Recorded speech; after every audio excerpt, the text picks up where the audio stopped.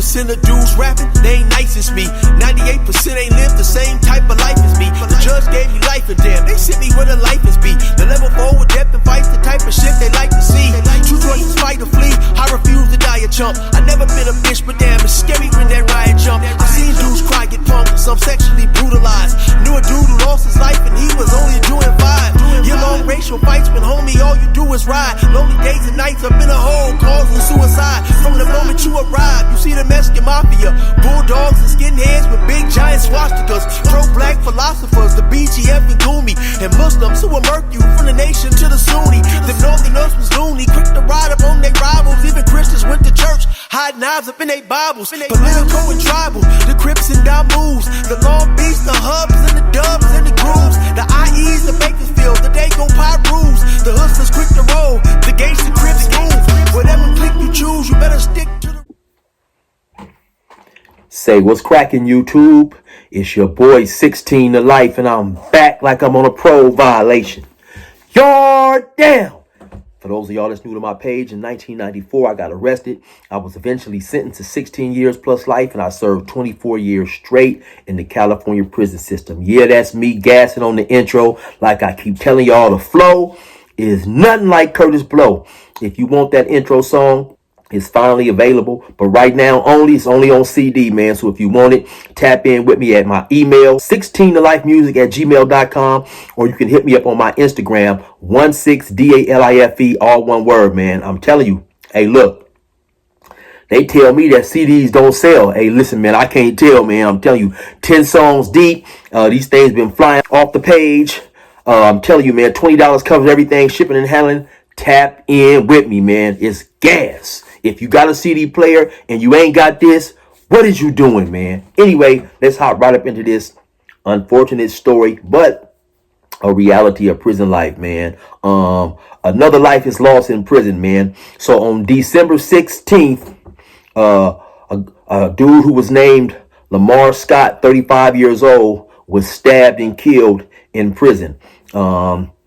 So he was stabbed and killed by a dude by the name of Jason Brannigan. I believe he was 47 years old. And there also was another dude, I believe, who was 71 years old by the name of Santana West, who also got stabbed in the process, man. So let's start with Lamar Scott, right? So Lamar Scott, I believe he was 35 years old, and he was from Contra Costa County, wherever that is. He came to prison just 6 years ago in 2018. Now, he was sentenced to 16 years. He had corporal injury on a specified person with injuries that led to a traumatic condition. And then I believe he also had something like a great an enhancement for great bodily injury as a second striker. And he was sentenced to 16 years. And so, like I said, man, and more than likely that 16 years was probably with 80 or 85%. I forget which they going with right now. But so roughly he was probably going to do somewhere probably around 13 years, somewhere around there. And he only served 6 years before he was killed and lost his life. Now, the person who took his life, and I'm going to show you guys some pictures.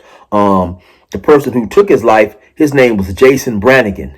And he was 47 years old, and he had been locked up since 2011. So, and oddly enough, Lamar Scott, the dude who lost his life, and Jason Brannigan, their charges were extremely similar.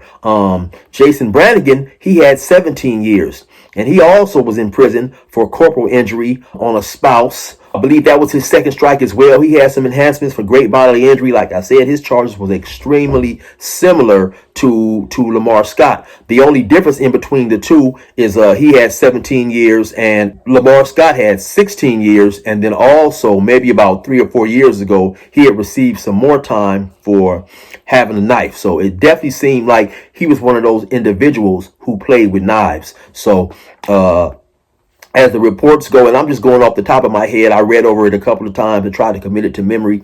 As the reports go, somewhere around 6:04 p.m. yesterday, the correctional officers, they saw Jason Brannigan stabbing Lamar Scott.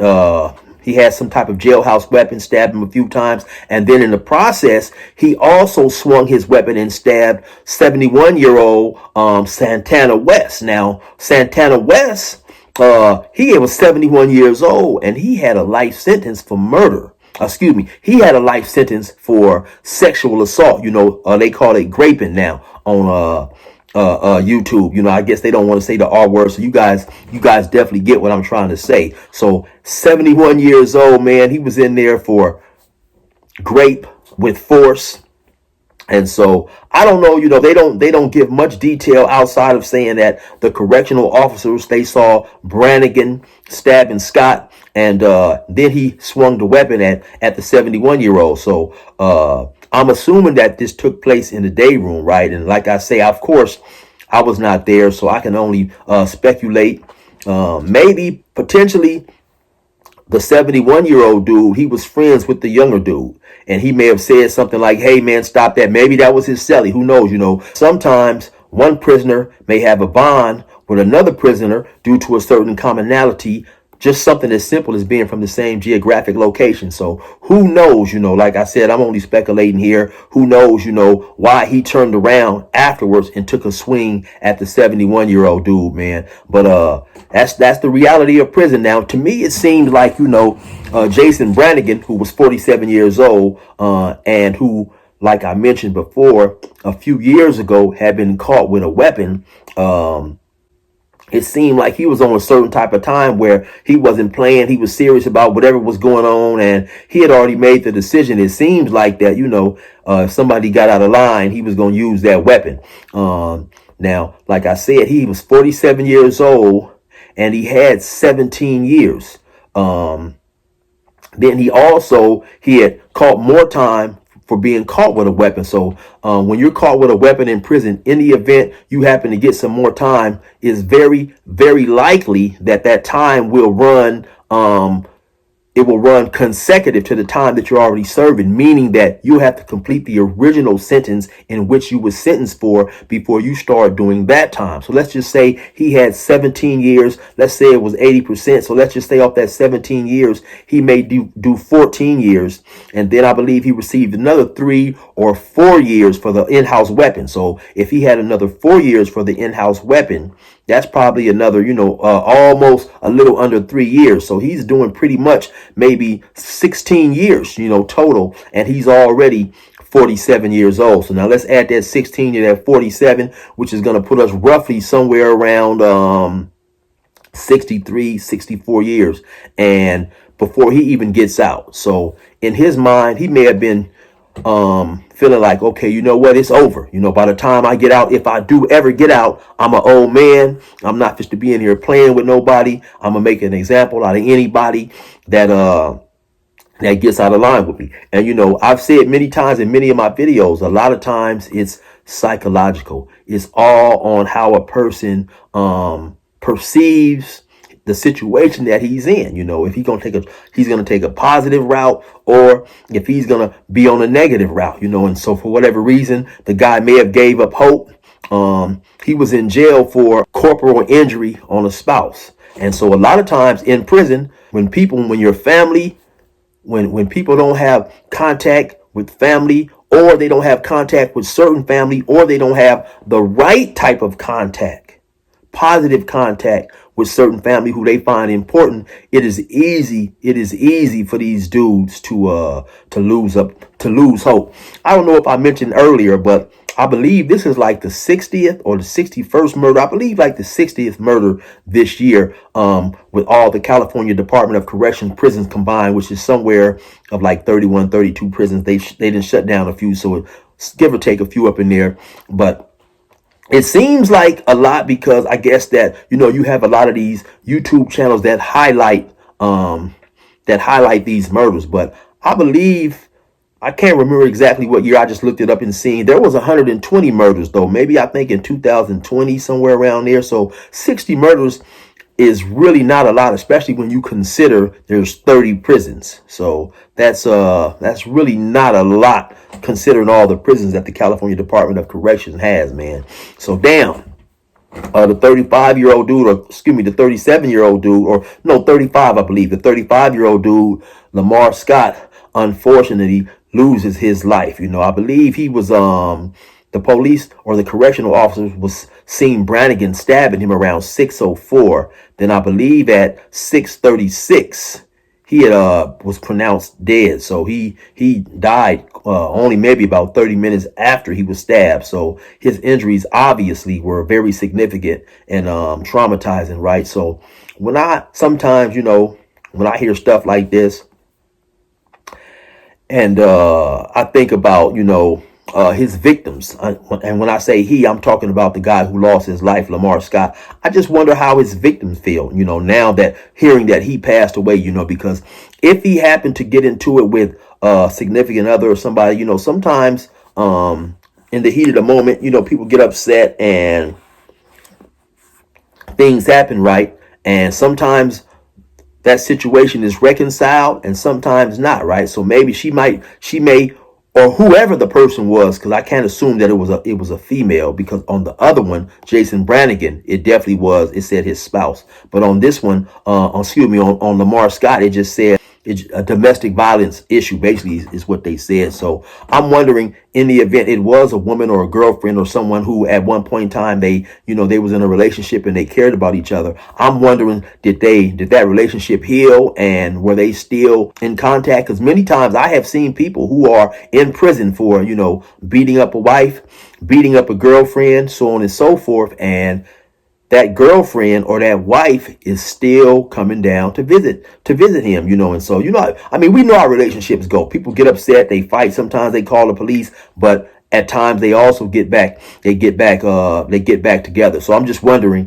whoever he committed his crime against, were they happy by the news that he lost his life in prison, or were they saddened by the news that he lost his life in prison, man? And once again, when I hear situations like this, it just always makes me reflect. It always makes me reflect and honestly, count my blessings, man, and thank God and be happy that I was able to do such a long time and come home, because in prison, tomorrow was not promised. Actually, tomorrow was not promised anywhere in the free world. In prison, due to the being around so many people who have a propensity for violence, of course, it makes it harder and rougher in prison, right, to survive. And so this dude, he encountered the wrong person. Obviously, who knows what they got into it about, but Brannigan, the one who was seen by the correctional officers stabbing Scott, he got locked up in 2011. So when I hear or come across situations like that, obviously he was locked up for 7 years until I paroled. So there was a chance we could have ran across each other. You know what I'm saying? And to my recollection, we didn't. But what I say all this to say, when I see situations like this, I think about it like, damn, you never know, man. I could have, encountered that person and got into it with him or whatever. So I just think, like I say, I think about all that stuff, and I say all this stuff to say that, man, once again, I feel fortunate. It's sad to hear that an individual lost his life, but it makes me feel fortunate realizing my situation and just how dangerous and deadly being in prison was. Because for me at the time, I think when a lot of us first get to prison, we are more aware of the danger in our surroundings, but then later on, as we get acclimated to prison, we don't quite realize the situation, the day-to-day deadly situation that we're living in, because we have unfortunately become accustomed to it. But at any day, a person can lose his life in prison, man. So anyway, that's just the end of my story right there. Like I say, it's unfortunate, another killing in prison, man. But that's what we subject ourselves to when we get caught up in that situation. When we break the law, you never know what's going to happen. Anyway, you already know what it is. It's your boy 16 to life. I'm telling you, man, tap in with me and get this CD. This thing bang, man. 10 songs deep. I got both versions of that intro on here. The original version, and then I got the second version. So, hey, if you want this CD, tap in with your boy, man. $20 a holler. It covers shipping and handling. When you get music from me, You are not gambling. You know what I'm saying? It's guaranteed to be proper, and you already know what it is. Resume normal program. They saying cause these cowards ain't playing fair. They shoot at you, you shoot at them, they snitch, and they don't care. Fuck gang banging, I'd rather be a square. Yeah. I swear to God, the game is cold, homie. What you mean? I popped on a pussy ass nigga after he stole on me. What happened next? That nigga came to court and told on me. Put that on something. I sold my soul, homie. Called the highway patrol on me, plus the sheriffs and cops. He told him my name was Eric and I carried a Glock. Soon as you start blowing shots, them niggas going to tail. Don't have a meeting with the cops and then you going to jail. They'll tell him about the shooting, take him, show him his well. DA trying to seal your cash, they gon' throw him the nails. They wanna throw me up in the cell and have me with a L again. Back to strip searchers and guards, read my mail again. Had me far away in the bay, I'm talking Pelican. Eating cold ass soy burgers and warm gelatin. I'm far too intelligent to fall for that twice. Niggas yelling gang gang and ain't about that life. And they'll turn rat right in front of your face. Get you found guilty plus 100 years on the case. Your mama in the court with tears running all on her face. Her baby shackled feet, hands and waist. Goddamn. These niggas ain't who they say they is, so beware. Fuck what they saying, cause these cowards ain't playing fair. They shoot at you, you shoot at them, they snitch, and they don't care. Fuck gang banging, I'd rather be a square. These niggas ain't who they say they is, so beware. Fuck what they saying, cause these cowards ain't playing fair. They shoot at you, you shoot at them, they snitch, and they don't care. Fuck gang banging, I'd rather be a square. Yeah. Doing life's no joke, I been where the apes been. You ain't really bout that smoke, you a vape pen. Soon as they catch a joke, in the feds on a state pen. That tough guy shit get shed quick like snake skin. Real and fake men can't exist together. I stay down, you turn snitch, so you a bitch forever. Imagine me snitch never, boy, I stuck to the code. You hit the county for a month, you said fucking and told. Soon as you heard your bitch Nicole was fucking all of your best friend. The news damn it killed you, nigga, caved your chest in. You told about the murders that y'all did on the West End. Who was popping the burners and the one who said lesbian. Cooperated then, signed an affidavit. Felt your life was over, nigga, you was trying to save it. So you told on Antoine, LeBron, Marcus, and David. Came home and half your hood forgave it. Goddamn. These niggas ain't who they say they is, so beware. Fuck what they saying, cause these cowards ain't playing fair. They shoot at you, you shoot at them, they snitch, and they don't care. Fuck gang banging, I'd rather be a square. These niggas ain't who they say they is, so beware. Fuck what they saying, cause these cowards ain't playing fair. They shoot at you, you shoot at them, they snitch, and they don't care. Fuck gang banging, I'd rather be a square. Yeah.